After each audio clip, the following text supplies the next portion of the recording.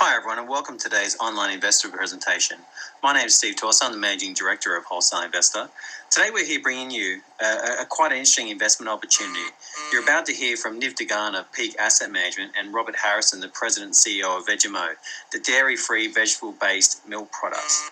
Please remember that if you're interested in investing in this company or getting in contact with their executives, please use the link or button provided with this presentation and we'll send the details over to Peak Asset and their team at Veggemo.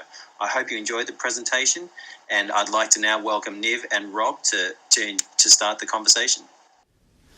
Rob Harrison, welcome to today's webinar. We're here to have Rob Harrison from Veggemo, which is a plant-based, dairy-free, lactose-free, cholesterol-free, soy-free, nut-free, vegan kosher beverage. Rob, tell us a little bit about yourself because I think that's really important. Well, thanks, Niv, and appreciate it very much for you having us on. My background has been in the food and beverage business my whole life.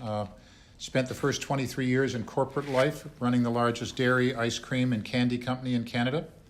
Then went into several other businesses after that until I found the dream, and that is what we have today, which is the fastest growing category in the food sector, and it's plant-based. And what we've done is launched an alternate dairy product called Veggemo, and you've described it perfectly, Niv. The product is made up of three primary ingredients. The one and the hottest one right now is pea protein and pea protein isolate. The next one is the root cassava, which is tapioca, which gives this product its mouthfeel. And the third one is potato starch, which is the whitener. So you have a product that tastes like 2% milk, but has none of the saturated fat or cholesterol, and it's all plant-based. So, Rob, I want to talk about the plant-based revolution. You've got Hollywood director James Cameron investing in pea processing plant. You've got Oprah Winfrey investing in healthy restaurants chain. Even the own Osho, which is the bachelor's assistant, eating nothing but plants and training every day until he was a flat pancake. So talk about the plant-based revolution and what's happening in the market. Sure. It's amazing what's going on. This is the fastest growing category that I've ever seen in the food business in total. Plant-based, as we said, it's not an evolution, it's a revolution. Being driven mainly by millennials, 18 to 35, of which 70% are females. But it's more than just a healthy, good-for-you product. It's about sustainability, renewability, and it's about saving the planet the best way they can. But it's a big market. It's estimated to be $16.3 billion. It's growing at 8% CAGR year on year. You're seeing double-digit declines in the dairy. So talk to us what's happening in the actual space. The actual space, Niv, you're absolutely right, is that today on a global basis, this alternate dairy category is about $16 billion, growing at 8%. We're calling it's going to be $35 or $40 million at least in 5 years, and we could be underestimating that size. Part of it's being fueled by people leaving dairy. Like last year in the United States, 10% reduction in fluid milk consumption because people are going to alternate dairy products. The leader in the category was soy milk. It's in double-digit decline because of a lot of reasons. One is high estrogen, the other is magnesium, but the other piece is that people now understand that 93% of the soybeans are genetically modified. The leader in the category is almond milk, and it's not sustainable because it takes 4 gallons of water to grow an almond. So in a 2 liter of almond milk, you've got 88 gallons of water and only 1 gram of protein. So we think we're in the perfect position to grow this business. But one thing that I came across is that lactose intolerance around the world is a really big problem. 92% of Chinese are lactose intolerant. You've got a huge problem in that space. So the whole plant-based revolution, what's happening in terms of not only vegans and vegetarians, but the butterflies, which make up 60% of the category, they're making healthier choices, they're eating better, exercising more, they're seeking balance. That's really, really driving it. So I wanted to go through, talk to us a little bit more about the products. So what is it actually inside? Well, the product itself, as I was saying, is the primary one is pea protein and pea protein isolate. People are looking for protein as the number one requirement for these alternate dairy products today. Then we added the root cassava, tapioca, to give it the mouthfeel of 2% milk. Then we added the potato starch to give it its whitener. Now, one of the things that we recognized earlier on from one of our very competent vegan associates is, yeah, great, we've got 8 grams of protein. That's fabulous. We're rich in calcium and vitamin D. But what we wanted to be is to make sure we were high in vitamin B12. so that in fact a vegan or a vegetarian or anyone who's concerned about that gets 40% of their daily intake requirement from an average serving of 250 mils. Now, what's important is you've got 8 grams of protein. It's rich in calcium, vitamin D. You've got B12. The biggest competitor, I'd say, to you is a group called Ripple. They've raised over 150 million US in the last 2 to 3 years. So they're obviously driving a lot of growth in that category. Tell us a little bit more of some of the awards that you've won. Oh yeah, I appreciate that. Yeah, it's quite amazing. We won top 10 best new beverages in Canada in 2016.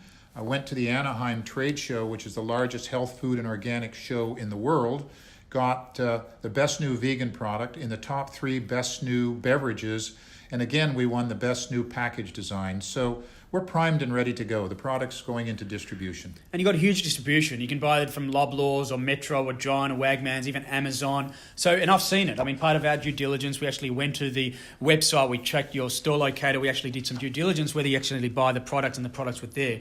One thing I think that's really, really important is the co-packer and where it's based. So tell us a little bit more about the relationship that you got with the co-packer and how important it is for your gross margins. Yeah, absolutely. You know, when we started off, this was certainly our co-packer of choice, but unfortunately he didn't have the equipment that was required to produce the product that we wanted to have.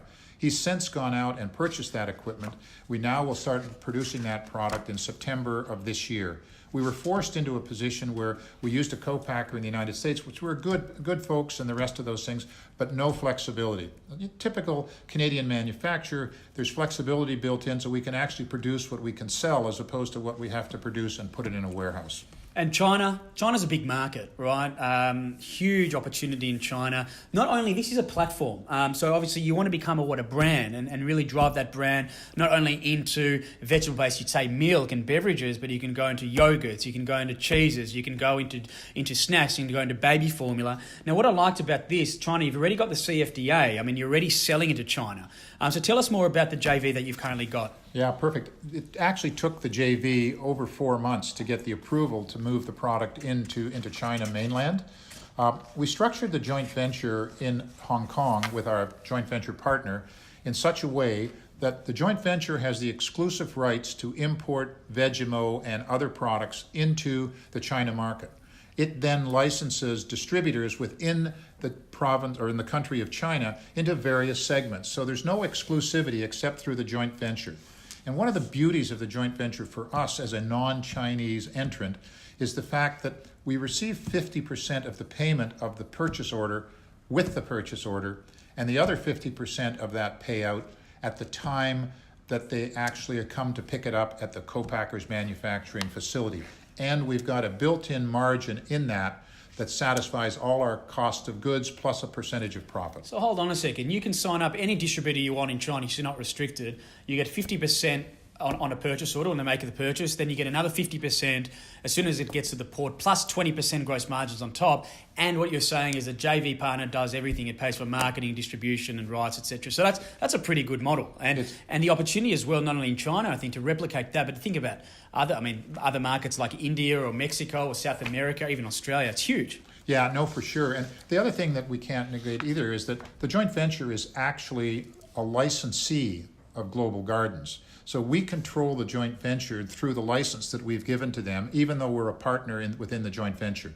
So we have the technical legal requirements within the joint venture, but ultimately all the teeth and control of our brands in that in China is with us. So that leads me to the thing, well, why is your valuation so low? We're raising money, obviously $3 million at a $3 million enterprise value. It's going to be secured by the assets of the business, so the downside for the investor we feel is very, very limited.